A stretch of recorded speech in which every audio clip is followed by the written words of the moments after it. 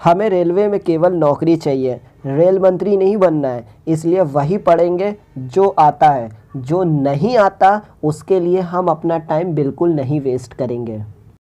Hello नमस्कार आप सभी को, मेरा नाम है सोनू सामंत और आज आप इस वीडियो में देखने वाले हैं कि रेलवे ग्रुप डी के लिए करंट अफेयर हम कितना तैयार करें कि हमारा एक भी क्वेश्चन बाहर ना जाए सिलेबस से।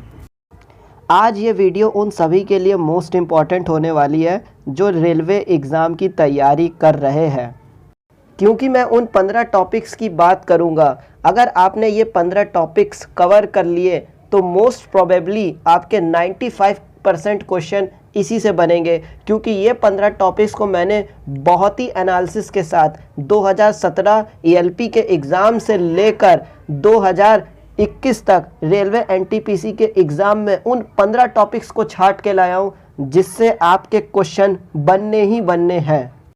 इस एनालिसिस को करने में हमें कम से कम एक हफ्ते का ज़्यादा समय लग गया है, इसलिए आपसे हाथ जोड़ के निवेदन है कि इस वीडियो को पूरा एंड तक देखिएगा। मैं आपको विश्वास दिलाता हूं कि आपके सभी चीज़ें कवर हो जाएंगी पेपर आने से पहले और आपका क्वेश्चन बाहर नहीं जाने वाला है इससे।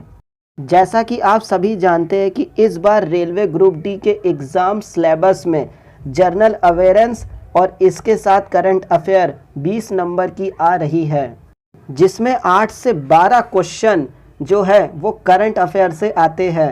इसीलिए करंट अफेयर हमारे लिए बहुत ही मोस्ट इम्पॉर्टेंट है स्कोरिंग मार्क्स लाने के लिए। देखिए दोस्तों, करंट अफेयर जो है ना एक विशाल सागर है, इसको जितना भी तैयार किया जाए उतना ही कम है, क्योंकि हमें ये नहीं पता कि किसी मंथ में कितने करंट अफेयर बन रहे हैं। किसी चैनल में आप देखेंगे किसी का वीडियो तो उसमें आपको बता देंगे टॉप 100 क्वेश्चन जनवरी मंथ के, या 150 क्वेश्चन या 300 क्वेश्चन, लेकिन क्या इतने क्वेश्चन हम अपने याद रख पाएंगे? ऐसा तो ज़रूरी नहीं है ना। इसलिए हम उन चीज़ों को ही तैयार करेंगे जो चीज़ें हमारी एग्ज़ाम में पूछी जाती है, और जो नहीं पूछी जाती है उसे हम छोड़ देंगे ताकि हमारी एनर्जी है वो वेस्ट ना हो। देखिए दोस्तों, जैसा कि आप देख पा रहे होंगे यहाँ पे कि ये सिलेबस है करंट अफेयर का, लेकिन नीचे इन्होंने मेंशन कर दिया है कि ये ज़रूरी नहीं है कि इन्हीं में से आए, हो सकता है इससे ज़्यादा भी, इसके ऊपर भी वो कुछ पूछ सकते हैं। तो हमें यही चीज़ में ध्यान में रखकर चलना पड़ेगा कि रेलवे का एक अपना एक क्राइटेरिया होता है और उसी क्राइटेरिया में वो पूछने वाला है। करंट अफेयर को हम लोग 2 तरीके से तैयार कर सकते हैं, या तो मंथली या तो टॉपिक वाइज। और हमारे लिए बेस्ट ये रहेगा कि हम टॉपिक वाइज सिर्फ इम्पॉर्टेंट चीज़ को पढ़ें जो कि रेलवे पूछ सकता है या पूछा जाता है। नंबर 1 टॉपिक की बात करेंगे, महत्वपूर्ण नियुक्तियाँ। हमारे 2020 से लेकर 2021 के बीच में कौन कौन से संवैधानिक पद भरे गए हैं उसको हम लोग एक बार देख लेते हैं कि क्या क्या इम्पॉर्टेंट नियुक्तियाँ हैं। इसमें आपको संवैधानिक पदाधिकारी जैसे कि राष्ट्रपति, उपराष्ट्रपति, प्रधानमंत्री के पद के बारे में, उसके बाद आपको संसदीय पद, निर्वाचन आयोग, महालेखा परीक्षक के बारे में, सेनाओं के प्रमुख के बारे में। उदाहरण के तौर पे यदि हम देख सकते हैं कि वायुसेना, नौसेना, थल सेना के प्रमुख कौन हैं। महत्वपूर्ण सचिव के बारे में जैसे कि कैबिनेट सचिव, रक्षा वित्त सचिव, विदेश सचिव। इसी के साथ इसमें अर्धसैनिक बलों के प्रमुख संगठन, जैसे कि इसमें हम बात करेंगे सीमा सड़क संगठन या फिर एसएसबी, बीएसएफ, सीआरपीएफ, एनएसजी, उदाहरण के तौर पे, जो कि इम्पॉर्टेंट है। इसी के साथ गुप्तचर और जांच संगठनों के जो भी प्रमुख होते हैं, जैसे कि आप इसमें देख सकते हैं सीबीआई का फुल फॉर्म, उनके प्रमुख कौन कौन से होते हैं, प्रवर्तन निदेशालय, ईडी, रॉ हो गया, इंटेलिजेंस ब्यूरो हो गया, जैसे कि आप एग्जाम्पल के तौर पे देख पाएंगे इन इम्पॉर्टेंट चीज़ों को। उसके बाद हम देखेंगे नीति आयोग में कौन कौन से प्रमुख हैं। नीति आयोग के अध्यक्ष, उपाध्यक्ष, जो कि आप जानते हैं एनटीपीसी में इस बार भर भर के पूछा गया था। इसके बाद हम लोग देखेंगे कि भारत की जो महत्वपूर्ण समिति बोर्ड है, प्राधिकरण है, उनमें कौन कौन से इम्पॉर्टेंट आते हैं। एग्जाम्पल के तौर पे हम बात करेंगे सेबी की स्थापना, सेबी के बारे में, सेबी के अध्यक्ष, सेबी की नियुक्तियाँ। उसके साथ हम लोग सीबीडीटी की बात करेंगे जिसमें केंद्रीय प्रत्यक्ष कर बोर्ड होता है, ठीक है। साथ ही साथ इसमें कंपनी कानून बोर्ड की बात करेंगे। इम्पॉर्टेंट चीज़ें की लोक लेखा समिति के अध्यक्ष, प्राक्कलन समिति के अध्यक्ष, और इसी के साथ इसमें आप आगे चलेंगे तो महारत्न कंपनियों के बारे में, जिसके बारे में रेलवे में बहुत पूछा गया है। 10 महारत्न कंपनी है, एनटीपीसी हो गया, ओएनजीसी, सेल, गेल, बीपीसीएल, भेल, एचपीसीएल एग्जाम्पल के तौर पे। ये आपके इम्पॉर्टेंट टॉपिक्स हैं जो इसके अंतर्गत रहने वाले। वैज्ञानिक संगठनों के प्रमुख के अध्यक्ष के बारे में आपको इसमें पढ़ना है, जो कि इसमें बहुत ही इम्पॉर्टेंट है।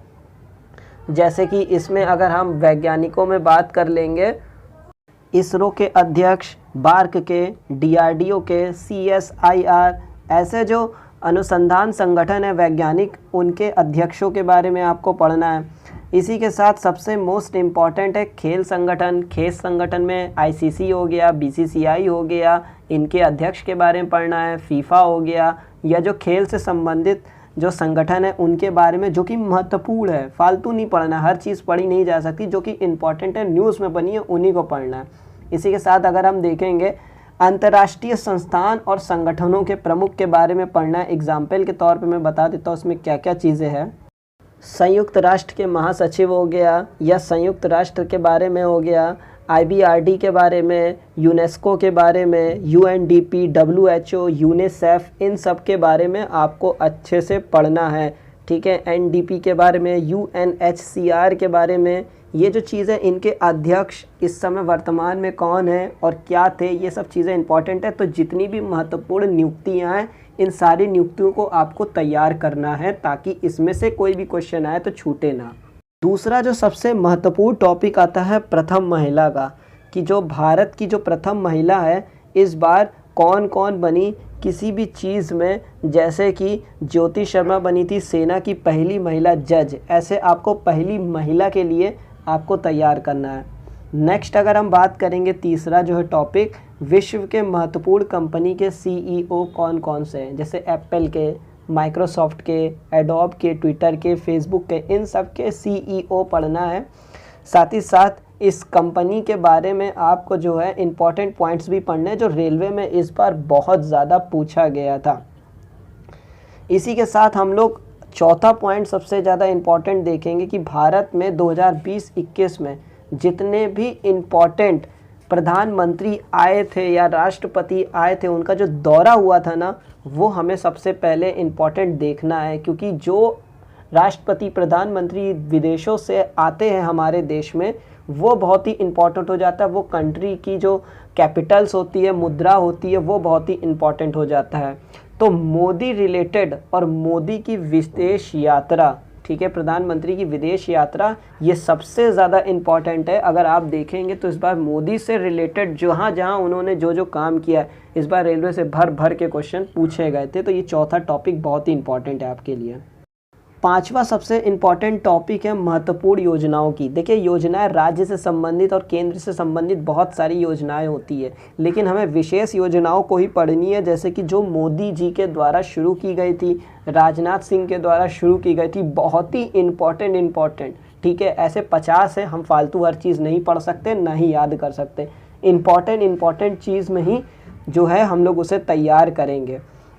इसी के साथ छठा टॉपिक आपका इम्पॉर्टेंट हो जाता है महत्वपूर्ण चर्चित व्यक्ति जिनका निधन हो गया है। ये भी बहुत ज़्यादा पूछा जाता है रेलवे के अगर लिहाज से। अगर हम इसमें देखेंगे ये कैसे पूछा जाता है, जैसे कि मान लीजिए कि मलयालम कवि ज्ञानपीठ साहित्य पुरस्कार इन्होंने जीता था, अकितम अच्युतम नंबिदिरी ने। ठीक है, इनकी मृत्यु हो गई है। क्योंकि ये इम्पॉर्टेंट है इसलिए ये ज़रूर पूछा जाएगा, क्योंकि इन्होंने ज्ञानपीठ का पुरस्कार जीता था। साथ ही साथ जो है पहले ऑस्कार प्राप्त करने वाले जो भारतीय थे, ठीक है, भानु अथैया, इनकी भी मृत्यु हो गई। तो ये सब इम्पॉर्टेंट है। ये इम्पॉर्टेंट चीज़ें हमें पढ़नी है, सभी को नहीं पढ़नी है। जिनको पद्मश्री, पद्म विभूषण, पद्मश्री तो सभी को मिलता है, जो इम्पॉर्टेंट केवल उन्हीं को पढ़नी है, 12-15 जने को, बस ये बात आपको ध्यान में रखनी है। सातवां जो सबसे इम्पॉर्टेंट टॉपिक है महत्वपूर्ण जीआई टैक्स। अब जीआई टैक्स में आपको उनको पढ़ना है जो नॉर्थ ईस्ट के स्टेट है, उन्हीं के बारे में पढ़ना है। जो 7 सिस्टर स्टेट्स है ना, उन्हीं के बारे में, जहाँ जहाँ उनको मिला है। जैसे कि आप कुछ पढ़ सकते हैं, तेलंगाना हो गया, कर्नाटक हो गया, इन सब का बहुत ही जीआई टैग पूछा जाता है, पश्चिम बंगाल हो गया, इन सब को आप ध्यान में रख के चलिएगा। 8वां इम्पॉर्टेंट टॉपिक है आपका महत्वपूर्ण मिशन हमें देखने हैं जो इसरो से रिलेटेड है। जैसे कि अगर आपने देखा होगा रेलवे के एग्ज़ाम में, अगर रेलवे एग्ज़ाम ने अपना मॉडल पेपर निकालता है एग्ज़ाम होने से पहले, तो उसमें देखा था चंद्रयान के, हाइसिस के, EOS-1 मिशन जो है ना इसरो से संबंधित, वो आपको पढ़ने हैं। सारे मिशन नहीं पढ़ने हैं, इसकी हिस्ट्री वगैरह पढ़नी, क्योंकि इस बार भर भर के इस पर पूछा गया था, रेलवे का फेवरेट टॉपिक था और इस बार भी पूछा जाएगा। 9वां अगर हम बात करें टॉपिक्स की, तो वो है आपका संयुक्त सैन्य अभ्यास। तो जितने भी सैन्य अभ्यास होते हैं संयुक्त, वो आपके लिए बहुत ही ज़्यादा इम्पॉर्टेंट होते हैं। लेकिन अब इसमें थोड़ा सा डेप्थ में पूछने लगा है, इसमें ये भी पूछने लगा है, जैसे कि मान लीजिए एग्जाम्पल के तौर पे सिम्बेक्स है, भारत और सिंगापुर में ये होता है, तो अब ये पूछा जाता है किस स्थान पे हुआ है, तो इसके बारे में आपको ध्यान रखना और इम्पॉर्टेंट ही पढ़ना है आपको। नेक्स्ट है आपका सबसे इम्पॉर्टेंट खेल पुरस्कार से। खेल पुरस्कार से एक क्वेश्चन आना फिक्स होता है। इसमें आपको राजीव गांधी हो गया, साथ ही साथ इसमें अर्जुन पुरस्कार हो गया, ध्यानचंद, द्रोणाचार्य और महत्वपूर्ण सम्मान आते जैसे ग्रैंड स्लैम हो गया, टेनिस हो गया, प्रतियोगिता हो गई। इसी के साथ आगामी खेल जो कि किस स्थान पे होने वाले, ये भी आपके लिए बहुत ही इम्पॉर्टेंट है। एक एक चीज़ें आपको जो इम्पॉर्टेंट है वही चीज़ें आपको पढ़नी है। अन्य पुरस्कार बहुत ही है, लेकिन जो मोस्ट इम्पॉर्टेंट है वही केवल आपको पढ़ना है। नेक्स्ट आपकी जो है महत्वपूर्ण पुस्तकें है, तो पुस्तकें आपके लिए बहुत ही इम्पॉर्टेंट होती है। तो जैसे कि R.K. नारायण की पुस्तकें हो गई, अमीश त्रिपाठी की पुस्तकें हो गई, तो ये सब पुस्तकें, APJ अब्दुल कलाम की पुस्तकें जो बहुत ही चर्चित और बार बार पूछी जाती हैं, उनको आपको तैयार करना है। 12वें टॉपिक की बात करें तो महत्वपूर्ण दिवस और उनके थीम, ठीक है, स्पेशली जिनमें संयुक्त राष्ट्र इंक्लूडेड होता है, ये भी आपको देखकर चलना है। नेक्स्ट इसमें 13वें की बात करेंगे, महत्वपूर्ण सम्मेलन है, ये आपको तैयार करना है। 14वां मोस्ट इम्पॉर्टेंट आपका जो टॉपिक्स है, नरेंद्र मोदी सरकार के द्वारा जितने भी कानून बनाए गए, जैसे कि NRC हो गया, राम मंदिर हो गया, 370 हो गया, मिशन चंद्रयान हो गया, भारत सरकार के जो आगामी लक्ष्य कि कब तक टीबी को समाप्त कर दिया जाएगा, ये सब चीज़ें जो है मोस्ट इम्पॉर्टेंट चीज़ें हैं जो आपको पूछी जाने वाली है। और मैंने एनालिसिस किया था तो प्रीवियस ईयर में ये बहुत पूछा गया था।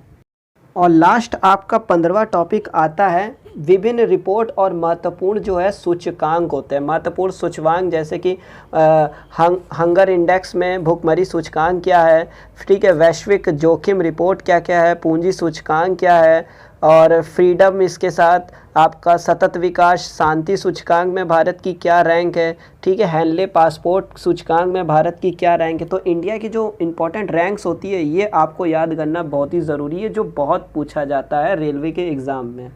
तो जैसे कि आपने सभी 15 टॉपिक्स को देख लिया, इन टॉपिक्स को तैयार करने के बाद शायद ही आपका क्वेश्चन बाहर चला जाए। देखिए 95% क्वेश्चन आपको इसी से देखने को मिलेंगे ही मिलेंगे, और जो बाकी 5% होते हैं वो किसी के हाथ में नहीं लगते, क्योंकि एक क्वेश्चन के चक्कर में, 1-2 क्वेश्चन के चक्कर में हम 8-10 क्वेश्चन को इग्नोर नहीं कर सकते। तो इस वीडियो में मैंने आपको ये समझाने की कोशिश की कि क्या क्या इंपॉर्टेंट टॉपिक्स है जो रेलवे में 2017 से लेके 2021 के बीच में इन टॉपिक्स से टच करे जा रहे हैं। अगर आप प्रीवियस ईयर का क्वेश्चन पेपर उठा के देखेंगे तो आपको इन्हीं टॉपिक्स में से क्वेश्चन मिलेंगे और अदर क्वेश्चन आपको देखने में नहीं मिलेगा। और जो बहुत ही अजीब क्वेश्चन है और उन क्वेश्चनों को हर कोई नहीं लगा सकता, तो उसकी चिंता आप छोड़ दीजिए। ऐसे 2 से 3 क्वेश्चन हर सेट में आपको अजीबोगरीब देखने को रेलवे के एग्ज़ाम में मिलते ही मिलते हैं, जिन्हें हर कोई नहीं बनाता। रेलवे की एक खासियत है, जब मैंने ये एनालिसिस किया तो हमें ये पता चला रेलवे उन क्वेश्चनों को टच करता है जिसमें भारतीय कहीं ना कहीं सम्मिलित है, चाहे वो देश के अंदर हो या विदेश के अंदर हो। इसलिए आप अननेसेसरी क्वेश्चन को मत पढ़िएगा जो नहीं आते हैं, क्योंकि आपका ग्रुप डी का एग्ज़ाम है, बहुत ज़्यादा करंट अफेयर में वो डीप नहीं पूछेगा, उनको भी पता है। डीप केवल वो उन्हीं के बारे में पूछेगा जो बहुत ही ज़्यादा इम्पॉर्टेंट है, बाकी नहीं पूछेगा। जैसे संयुक्त राष्ट्र एक इम्पॉर्टेंट है तो उसके अंदर वो डीप पूछ सकता है, इसलिए आपको वो अच्छे से तैयार करना है।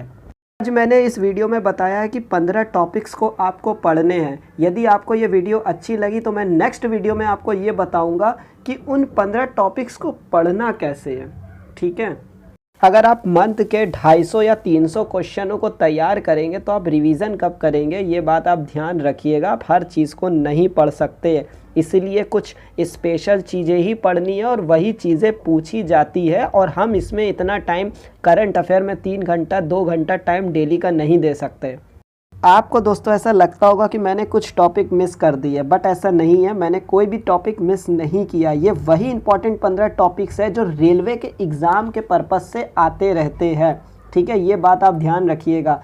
तो मैंने अभी आपको जीएस के बारे में नहीं बताया, जैसे ये नहीं बताया मैंने आपको कि राज्य हो गया, राज्य की राजधानी हो गया, ये सब चीज़ें जो होती है वो जीके में आती है। तो मैं आपको जीके में बताऊंगा कि कौन कौन से चैप्टर्स या कौन कौन से टॉपिक इंपॉर्टेंट है। इसके लिए आप चैनल को प्लीज़ सब्सक्राइब कर लेना, डिटेल में एनालिसिस करूँगा। तो आप जान गए कौन कौन से इंपॉर्टेंट टॉपिक पढ़ना है, और मैं ये भी बता दूंगा कि कैसे करना है। इसके लिए भी मैं एक डेडिकेटेड वीडियो लेकर आऊँगा, तो आप इसके लिए प्लीज़ ज़्यादा से ज़्यादा कमेंट कीजिएगा और वीडियो को अपने भाइयों तक शेयर कीजिएगा जो रेलवे की तैयारी करते हैं। मिलते हैं नेक्स्ट वीडियो पे, तब तक के लिए जय हिंद जय भारत।